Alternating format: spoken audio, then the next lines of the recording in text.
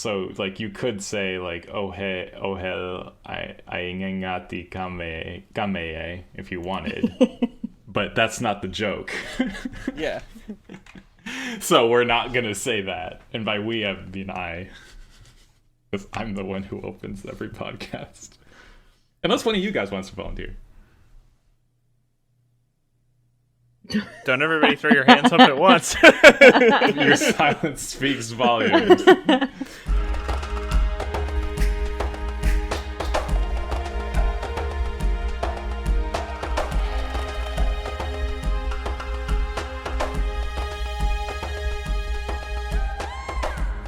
Ohel Aingengati Kamuye Mafrapo, and welcome to the Eana Mokri podcast, now unnecessarily formal. It's been a while, so we've got a bit of Avatar news to catch up on. And here with me is just a small group of folks ready to nerd out about Avatar stuff. We got myself, Pomadic, and we also have Eana. Halt. How are you doing, Eana? Quite well. I have my coffee ready, so everything's fine. Excellent. And we also have Tawe. Tsu'tey. How's it going? I'm alive. That's the bar. Yep. All right. It's about where I'm at. I think it's about where I'm at too. So we got a bit of Avatar news. So the world of Avatar, a visual exploration, has released in the UK territories at least. It's got allegedly. I haven't actually seen it. I'm based in America, and I also didn't. Confession hour. I didn't even pre-order it. I'll eventually pick it up. I guess. I guess I'm a fake fan.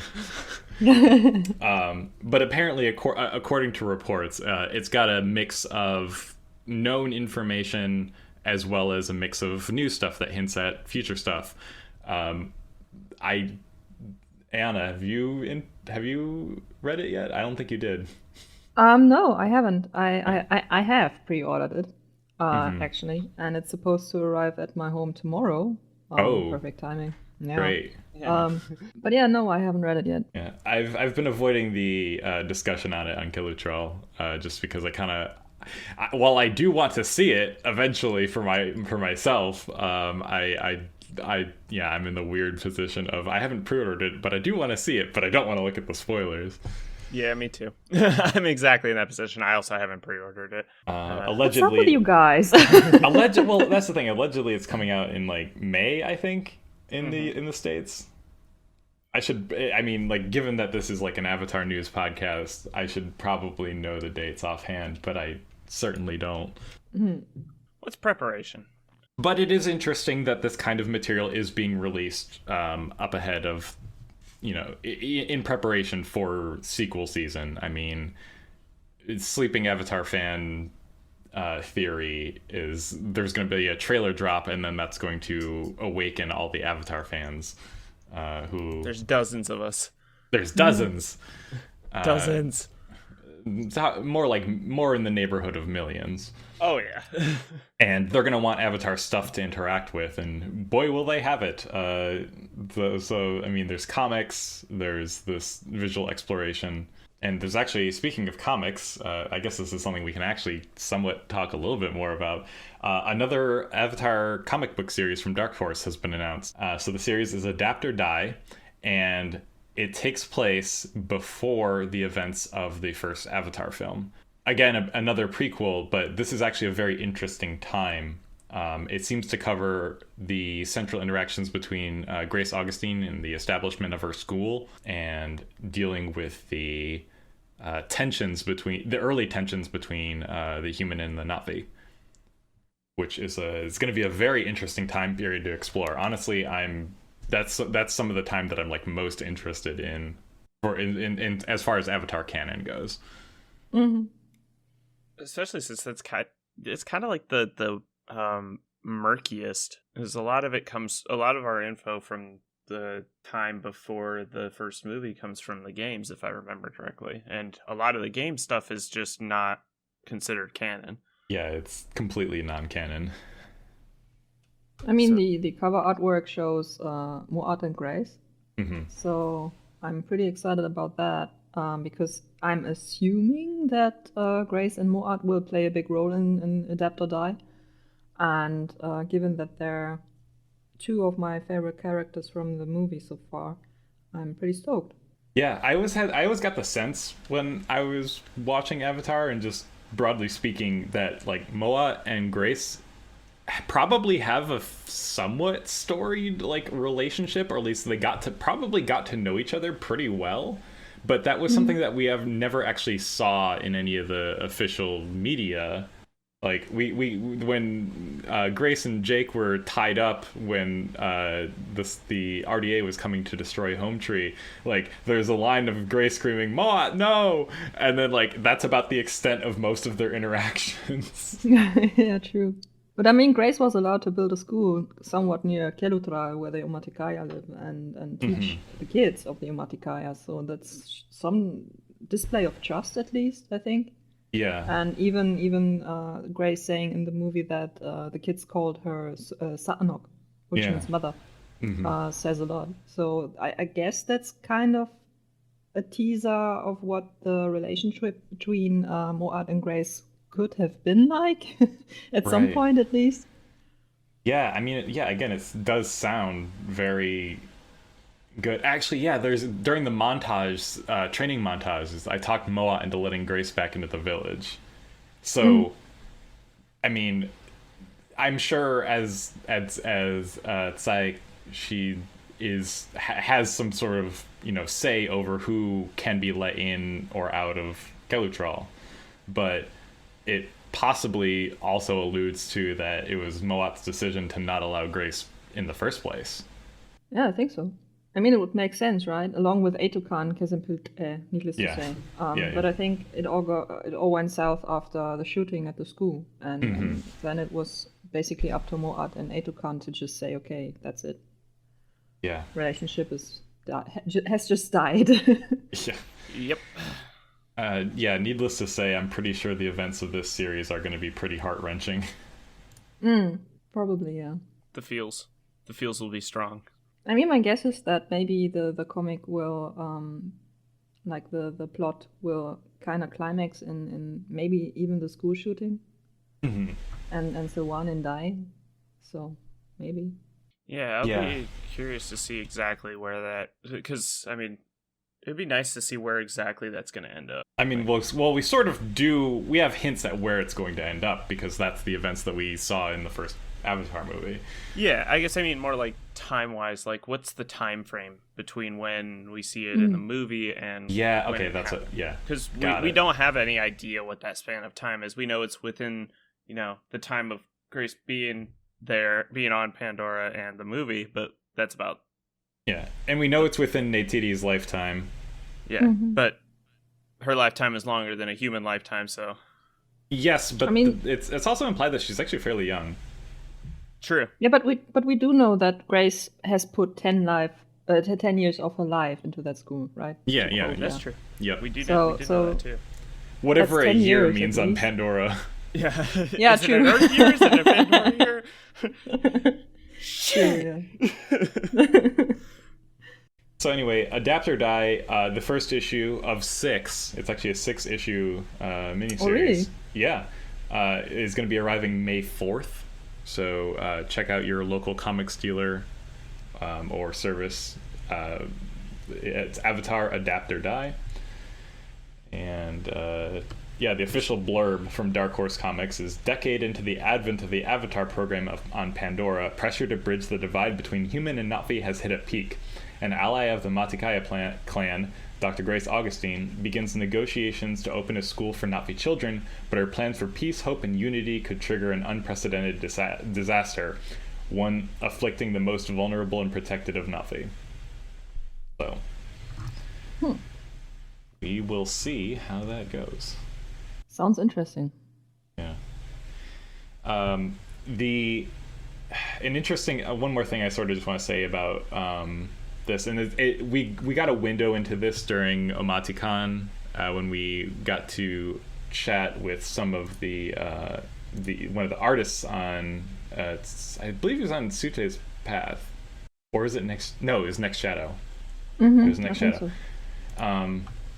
But Dark Horse kind of just builds kind of impromptu teams to produce comic series that are then like kind of not disbanded, but well, yes, disbanded after the series is done. So this series, none of the names of the artists or authors or writers on this have worked on the Avatar comics previously.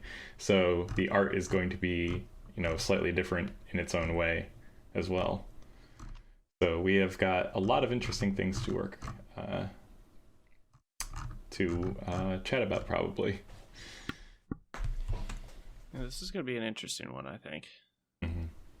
I also wanted to add, I think it would be really interesting if we got, after this, we get some kind of, I think everybody's been hoping for something like an encyclopedia type of thing, where it's just like absolutely guidebook of everything. Think like, the name's escaping me now, but the one that Tolkien wrote for... Yeah, Silmarillion. Yeah. And it would be nice to see, like, before all of these events, period. Like, I want to know more about the history of what's going on Earth, too. I want to know how it got to the point that it's at, because it's over 100 years into the future. Yeah, for sure. I don't think we would see anything like that until after Avatar 5. Because I think so too. This is all stuff that, like, a lot of the events, like, leading up to, like, how the conflicts were established, like, that's fertile ground for not only movies but also these kind of tie-in comics or the novels that are allegedly being written but we have never materialized in any way, shape, or form. Stuff in the games, like, all of this stuff could contribute to that. And I mean, we even saw with The Next Shadow, that was a story that was pitched to James Cameron that then sort of filled in the blanks of between Avatar 1 and 2, or like shortly after Avatar 1. And so that canon is still being developed in a way as well. And I'm excited to see where that's going. That's kind of what I wanted to say, is I want to see what they come up with, what happens. Because you're right. I think the world of Avatar, the visual exploration, is probably the closest we're going to get to that in the near term. But I am sure as the Avatar franchise continues, churning out content and products and things to purchase with your money dollars, there will certainly be stuff for lore. I was gonna say, well. love them or hate them. There's one thing Disney's really good at. It's coming out with a lot of things to continuously keep you engaged with a franchise. Yeah, which, I mean, we've been starved for anything as Avatar fans. So we're gonna go, over the course of the next year or so, we're gonna go from a world where we get a nothing burger every couple months to like there's too much to talk about. There's too much to cover. I'm excited for those times. I just was gonna say we definitely will have to record more frequently in the future to be able to cover everything. Oh no. Yes. Or we'll just have to have like 2 or 3 hour long episodes. Oh no! Oh wow! I can't do that. No. I feel like we can record them. It's the editing part that would suck. We can talk about stuff for 2 to 3 hours. We've done it. We just have to edit it later. That is true. By we, I mean I have to. By we. Who's this we? Well, one thing that we won't have to talk about in the future is Avatar Pandora Rising, which has been officially canceled. Hey, it's a segue. It's a harsh segue. Yeah. So, after months of radio silence, we finally got some news from the team developing Avatar Pandora Rising for mobile devices. And the news we got is it's coming to an end. We're just gonna be ending it fairly soon. I believe there's one last like season of content or whatever, or in-game events. I've never actually played it, and now I never will. But apparently there's still one more hurrah of stuff going on, and then they're going to shut down the servers, I believe in April. I read. I don't know. It's I don't think anyone on the cast actually played it. I read through it. This is the final season. Yeah, my favorite part is this line here. After the end of this season, we'll be delivering some in-game gifts for you to enjoy. Oh, thank you. But yeah, it's April 4th is when the end of support will be. So the game still exists in a sense. And people could still play it. It's just it's not going to be supported anymore, and it's not being developed anymore. And it's also hasn't been available for download for a while. So if the only people who are realistically going to be participating in this, if anyone, is going to be the people who were already participating in its alleged beta period. So my angle on this is it's a little bit of confusion. So I know that game projects will fairly regularly get canceled or will never actually end up shipping. Like it's as common as you think it is, it's more common. So this isn't particularly unheard of, but what is kind of weird is for a licensed property to be like this, to be developed and then not actually materialize and be shipped. Like usually the investment commitment from anyone who's wielding an IP like Avatar will want to see their investment, bear fruit. And given the amount of work that was done on it already, to me on the outside looking in, it looked like it was a serviceable game. Maybe it wasn't a great game, and I never expected it to be one. Like it outright just looked like a clone of several other popular games, but it doesn't make sense to have something that works, that has a player base who sticks with it, to not even attempt to release it in the first place. Like I believe they stated that it's like, oh, we have this vision for like what it can be, and we won't be able to see it through to that. And with any live service game, there's also the commitment of, okay, after release, what are we going to do? Like these kinds of games do thrive on additional content being developed continuously. Yeah. So maybe that's something that they didn't want to commit to, but that's the only reason I can really think of for why they wouldn't even just attempt to release it to recoup some loss. Well, and then there's also the fact that on top, kind of almost in conjunction with that, a new game was announced. Avatar Reckoning. I forgot I don't think we've talked about that on the cast. Yeah, I don't think we have either. So it's called Avatar Reckoning. It's being developed by Tencent. It's an MMO shooter. Yeah, it's an MMO role-playing shooter for iOS and Android. So, the first thing I think of when I think of Avatar is guns. Yeah, I know, right? Sorry, you can shoot Tencent with more is things the than just guns. Publisher. Archosaur Games is the developer. Yeah. I was gonna say Tencent rarely develops anything. But it uses the Unreal. It uses Unreal Engine 4, which is going to be interesting. And apparently, you'll be able to take on challenges solo, co-op, or in quote dynamic multiplayer matches. Yeah, I'm not holding my breath for this one.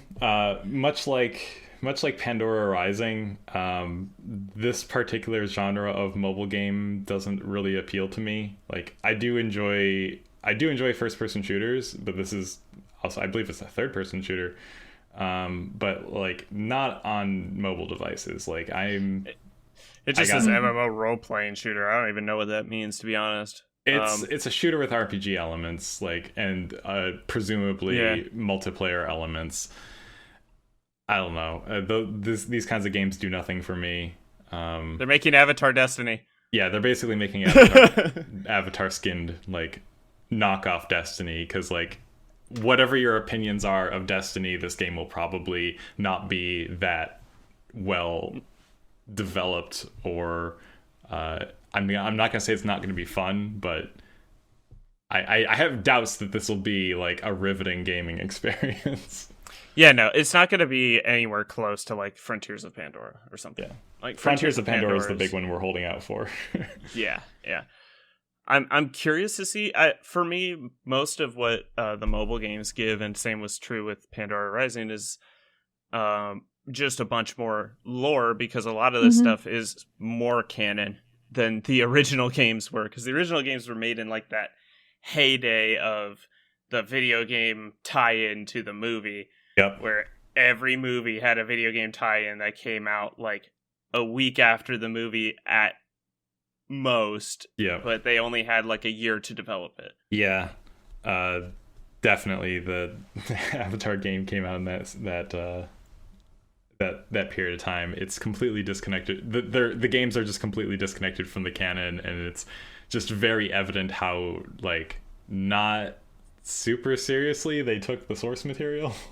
Yeah. And the vibes I get, the vibe way of putting it. The vibes I've gotten from what I've seen of Pandora, not Pandora Rising, Reckoning, or Reckoning. Reckoning.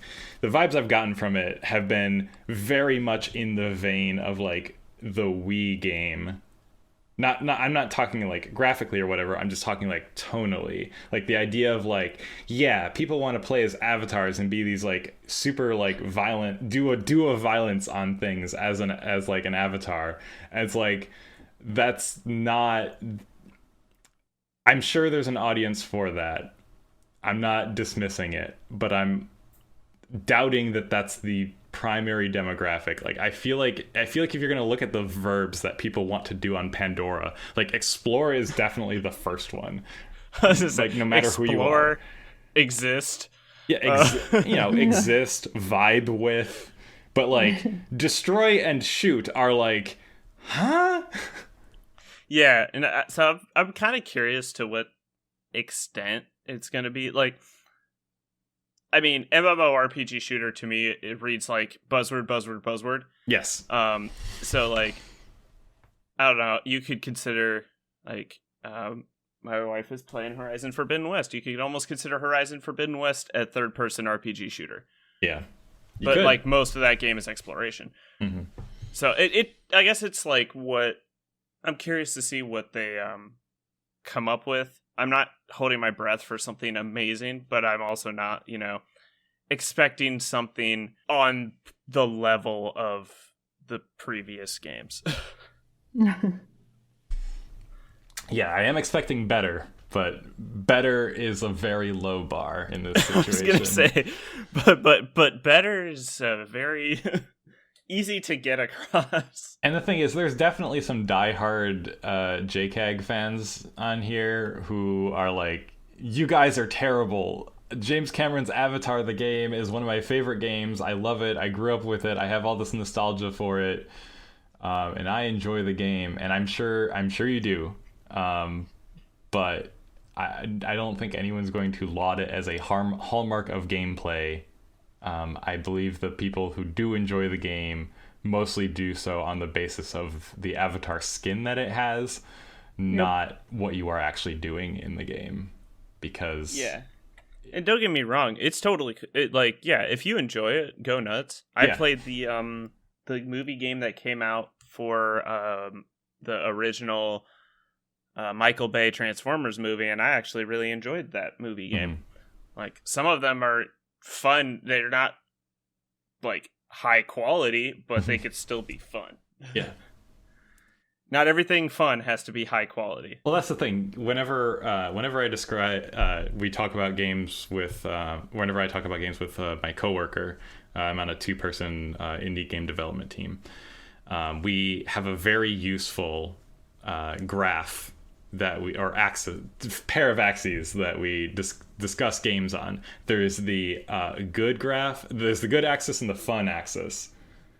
And as long as a game is somewhere in the top right corner, whether it's really fun but not particularly good, or it's really well executed but not particularly fun, or ideally both, then great, and so like, a cheesy, for example, Transformers tie-in game that you're describing, to me it sounds like it scored pretty well on the fun axis, despite not being particularly, like, air quotes, good. Oh yeah.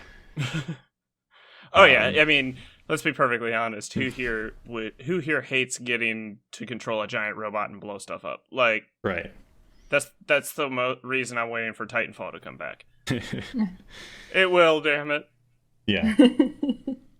They've tapped into your very particular interest set. Yeah, it's like, I mean, that's the same reason I like those movies. Is it's just watching giant robots blow stuff up. Who cares? That's the point. That's the draw for me. And that's the skip for me. All right, in our final topic of discussion, we got a new Na'vi post from Paul Frommer, the great creator of our language, the language that we love. And this particular post concerned honorific language, which is something that I would venture to say that most Na'vi speakers don't use ever. Like, except at the beginning of this podcast. I'm sure it comes up sometimes, but yeah, no, y'all didn't get to hear how many takes it took me to say the opening of this episode, because, I mean, for one, we got some new words that, helped make it possible in the first place, but also you don't use the ceremonial term tone or honorific language with your nerd friends who are learning Na'vi. Like, I think the couple of times where somebody's actually used honorific language in a conversation with me was like a brand new learner who just learned that this exists and was trying to, like, show, like, some awe-inspired respect or whatever to me, who's just some other guy who's been doing this slightly longer than them. I can point to one place where I believe it was used. Okay. But it's a historical context. I believe it was used early on when we were starting to talk to Paul about the language. Oh, and people still do that today. Oh yeah. Actually, it's believed that this post was inspired by a member of the community regularly emailing Paul Frommer using highly honorific language. Which, is awesome. Yeah, right.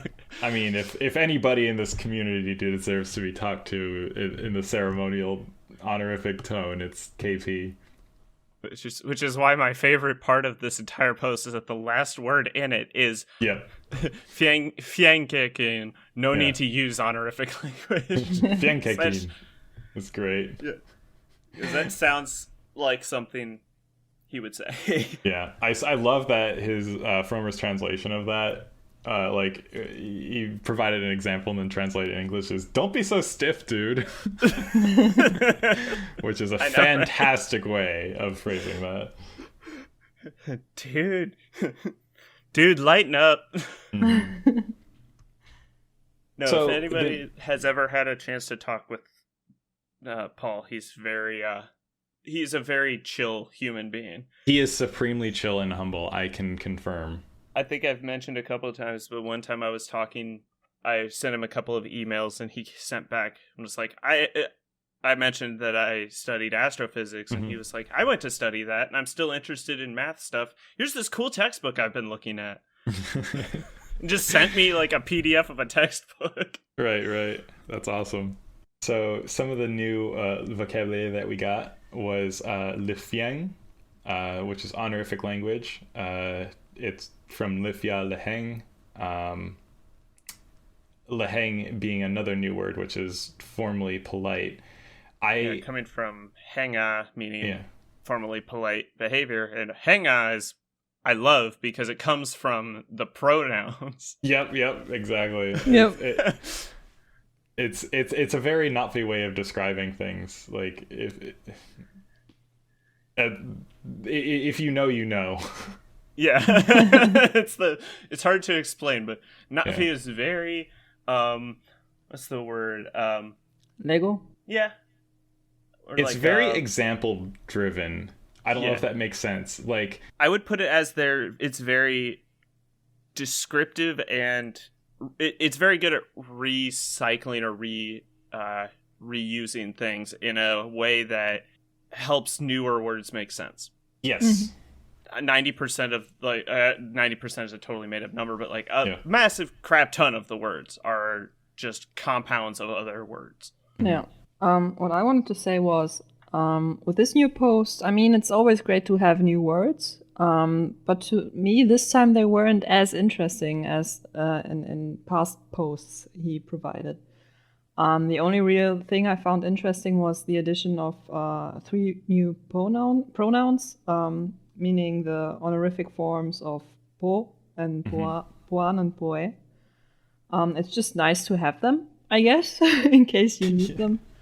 But what I found most interesting about this post was that it's kind of like a, how should I put it, unofficial confirmation of my theory that I had for like years now, which is like the shorter something in Na'vi is, the less honorific it is and the more colloquial it is. I mean, that's true like of the every examples. language. Yeah, the examples he's provided at the end just, I don't know, kind of confirms that even more for me. Yeah, for sure. I mean, even in English, if you want to be all fancy and, you know, title driven and overly, you know, I guess honorific or polite or whatever, you end up saying way more. And that kind of stuff absolutely exhausts me. Pardon me, sir, but if I may request, like... It's like, just ask me what you want. Like, tell me what you want. Dude. You're wasting my time. I'm more mad that you're wasting my time. I'm more frustrated that you're spending all this time, like, preemptively apologizing. Just tell me what you want. But I mean, like, just because it's done like that in English or any... I guess most of the German language, Terran languages here on Earth doesn't mean that we do it the same. That's true, though. Yeah, I mean it's an alien language. Yeah, a fictional alien language. So yeah, but it was nice to see. Yeah, it's, and I mean we know Mako is kind of our he's kind of the colloquial guy. But no, one of my favorite things in any language is to look at the differences between formal versions and colloquial versions and like the in-between. I like seeing that gradient because it's kind of a hint at the cultural side of things. These things exist for a reason, and the only way that you use them is in certain circumstances. Agreed. And it's kind of a hit at what those circumstances might be. Yeah, along those lines, something that I appreciate about this kind of stuff is to see what kinds of sounds get cut whenever something is shortened, because like you can almost develop a system based off of what we know about how Na'vi is typically shortened and like what syllables get cut out, that like there's almost like a tier list of like how powerful a given sound is, or like how important it is to maintain a given sound to the Na'vi. Like I and are like extremely weak syllables and will be cut out quite regularly, but there's very few instances where, for example, or an o will be cut out. Yeah, that's true. That's true. And then, I mean, le'heng is one of those very, very rare instances. So, Chief Etymology Correspondent Pominick here. Immediately upon seeing this stuff, I have wild theories that are probably incorrect, but when I saw henga, which he officially stated, you know, it's probably coming from those pronouns and stuff, I immediately assumed it had to do with eng or like level. Because like when talking about like skill level, for example, they talk about like or like steps, like on like a kind of like a staircase kind of situation. Like what step, like what vertical level or whatever. So there's this idea that elevation corresponds to status or ability. And when I saw henga, like immediately I'm like, oh, that's definitely based on like eng or like level. And then that was confirmed absolutely nowhere. Yeah. But yeah, that's where my brain immediately went anyway. But it would also make sense in there too, as being a formal level in a sense. Yeah, it's probably just a coincidence though that the and n sounds like show up in a lot of honorific language. But yeah, true. But I mean, it's another way to remember it still. Yeah. Even if it's not where it came from. That's how I'm going to remember it at the end of the day. Like, whether or not this is the etymology, this is my, like, mnemonic device. We also get the word for celebrity, which was interesting. Which means that there's, like... It kind of implies that there are celebrities. Yeah. And what is interesting about this, so we're referring to specifically anrotu, which comes from ro'a, to be impressive.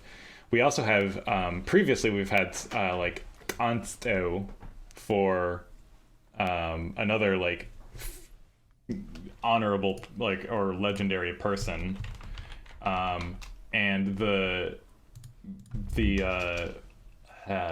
etymology of those words suggests what qualities about them would differentiate why you would use one or the other. Ansteu for a hero, coming from steu, which is brave, where anrotu is from anro'a, or very impressive. So bravery versus just being impressive, I would say that you might refer to, like, you know, a war hero, I guess, or someone who fought bravely or did a courageous act. They might be a ansteu, but someone who's just like, oh, you're very impressive with your archery or whatever, but you're not particularly brave, maybe, or like that's not the quality that you think of, then that might be a anrotu. Yeah, and I mean, they're also kind of synonyms in that way. I mean, like, Hercules would kind of qualify as both, right. But you wouldn't, you know, call a famous singer extremely brave. Yes. Necessarily. I mean, you might. They could if be. You really if you really hate singing in front of people, maybe you consider that the case. But you just like. That's a very specific case. Yeah, you know what I mean, though. Like, yeah. There's overlap, which is interesting because, again, I like having words that are very similar but not quite the same because it leads to nuance. And nuance is, if you've ever heard this podcast before, nuance is something we really love. Yeah, but I agree though. Like, when we get words in the Na'vi language that are like, a lot of our vocabulary is kind of objectively vague, and then when we get a more specific thing that, like, oh, there's some overlap between this and this, and then KP has to go and explain the difference between them. I think that I always find those are great examples of more advanced vocabulary. If you look at the vocabulary that is most commonly used, it's also the vaguest usually, and then as you get more, more rarely used words are more specific or higher in information density. I think I single-handedly quintupled the usage of the phrase "diftia kifkeya." Yes. Like, as soon as I joined, because that's a huge part of my stuff. Right. About Anrotu, the celebrity stuff. Do you guys think that like the shaman of songs, or Entu and what's his name again? Nina? Entu, no, from Turok in Cirque du Soleil's thingy. Entu and Ralu, it was. Right? I think you could describe them as them, but I almost want to say that there's probably another word that we don't have yet, and I'm just gonna spitball this into the universe, Oktu, for like a storied or historic figure. Okay. Interesting take. Yeah, I could see like a that would make me think of like legend. Yes, exactly. like we there's not really a word for legend. We have a word for celebrity. We have a word for we have Toruk Makto, who is a legend. Yeah, we have Toruk Makto is a legend, but like kind of legend. We don't have like the group of all legends under a single word, which could be really interesting. I mean, there's definitely stories and legends. Yep. I mean, that's what Toruk the First Flight is all about. And I want more of them. Yep. All of them. I want more of them, damn it. Give me pictures of Spider-Man. That's the energy I got off of that. Give me Legends of Na'vi. Give me more Toruk Makto. I want to know every Toruk Makto. Please. I'm sure we'll hear of more past Toruks as the universe of Avatar unfolds before us. I was trying to remember the name of the ancient Greek text that is like it's not the Iliad, it's the guy wrote literally the origin story for every single for everything. Oh. Including he has like lists of the names of the sea nymphs and like the forest nymphs, all of this stuff, and I'm like, I want that. There's history buffs who are just absolutely screaming at the podcast right now. Yes, please put it in the comments down below. No, people on Spotify, what? My DMs are open on Discord, please. I'm probably gonna regret saying that, but there can't be that many people listening to the podcast. Just suddenly I get like 300 DMs. And you deserve it. Yep. I deserve it 100%. All right, with that out of the way, we're going to return to a segment that has disappeared from the podcast in recent times due to our inability to not go over an hour. Na'vi language practice. Speaking personally, it's been quite a while since I've spoken Na'vi. I've been busy with other things, and we certainly haven't gotten my practice in on the cast, so we're going to be especially rusty. But that's okay. We're practicing and we're learning, and that's where everyone is on their journey. So to get the prompt started, let's just use a word from the latest leNa'vi post. Let's just go with anrotu, as we were talking about that. That was going to be my suggestion. Srake mengaru lu anrotu sunu frato. Ansana de Baum. Wedi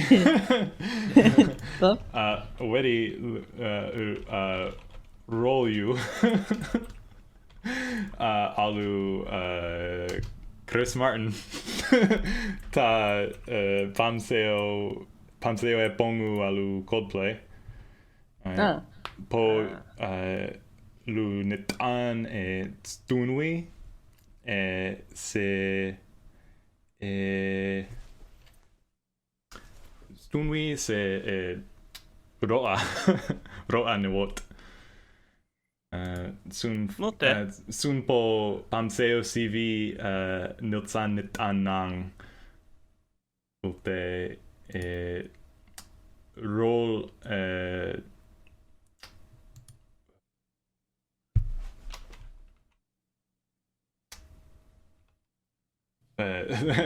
swala leut awat WhatsApp poltek people eko rute smon weru za pongu ngopam ceoti alu Coldplay slake smon weru za tute ningai sra lu roju lì'fya strane ningai tute sapongu me sunuweru frato lu tutan alu Johnny po pamseo CV fa guitar te po Gitar. Gitar. Så sana li'u. leNa'vi. Gitar. Gitar eri oe nerume nit an nifkar ute peia pamrelfia pamseofia li'u ngai ro'a weru niwot. Pamrelfia alu font. Pamrelfia. Alu papyrus. Pam sakr smon weru roju sle kes molon weru tsu'tey vaiker ngal poti lolauk. Setsmon. Sari irajo. Kosman. Sles strane. Kitar ca pongue kosmanlu. Sunu weru net an neteng. Ulte sal vinka weti. Waking up weti. Tam. Teri pamtseo sna pamtseo tu alu Pink Floyd. Strane. David Gilmour. Strane, David Gilmour. David Gilmour. David Gilmour. Strane. Lu pamtseo tu ro net an weru neteng taluna sulfetu lunga lupo. Strane. Multe oes aya tut tsail ut pivot alunta kro sret wedi. Tam. Gelu.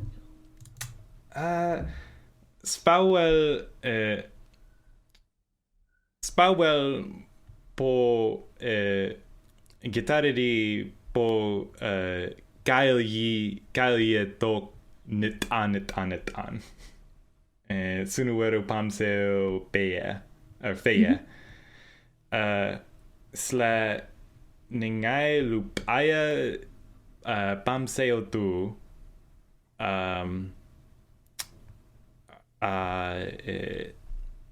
aro'a ne'eng. Strane, wir sind Welt Sle puma smon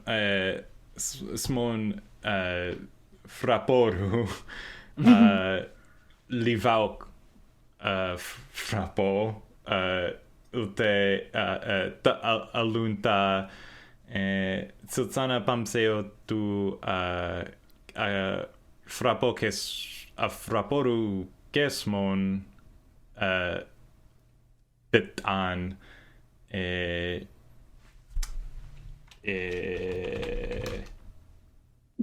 yak frappo yak Stranengel. nikeft o Mit der Samesam. Ha kara Stonewell ha kara Stonewell sta tute livauk David Gilmour di Sailahe Spawel safne tute ke safne nekute Daifne tute kef mi stivaum pamseo di alahe nitam. Sonst los dran. Sailu uri luoi hipster.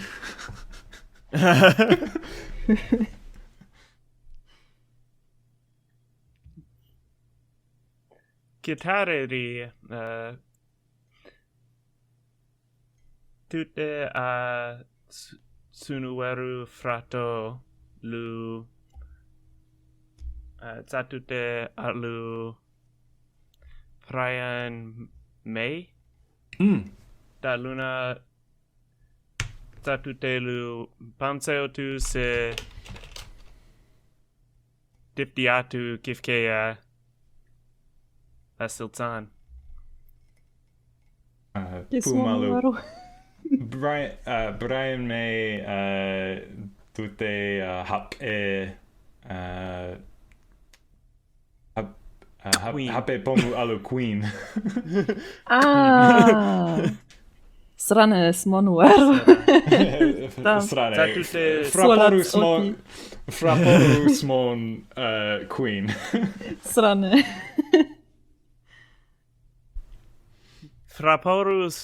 Fraporus mon tatute alu Freddie Mercury. Freddy. Tutte alu. Kesmon fraporu Brian May.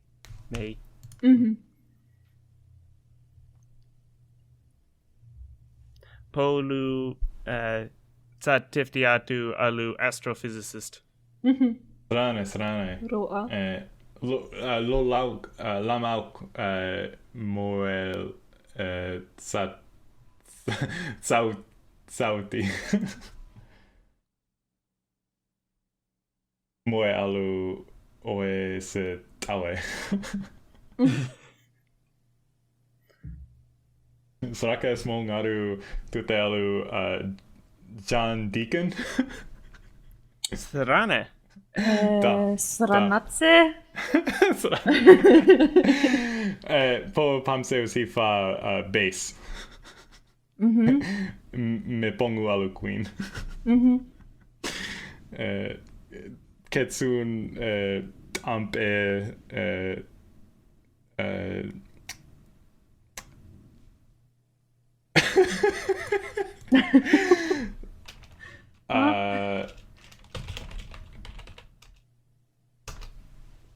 Zivero tam. Ketsun ampe zivero tutte pamseo si fa bass.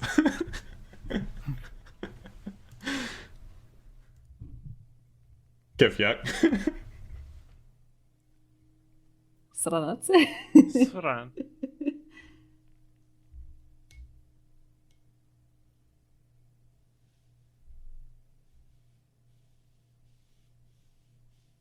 Fnu. Das fan. Pult oeng leNa'vi.